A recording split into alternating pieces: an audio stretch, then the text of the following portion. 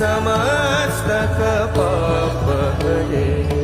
जय देवी पितामह विष्णुनते, जय भास्कर शक्र शिरोवनते।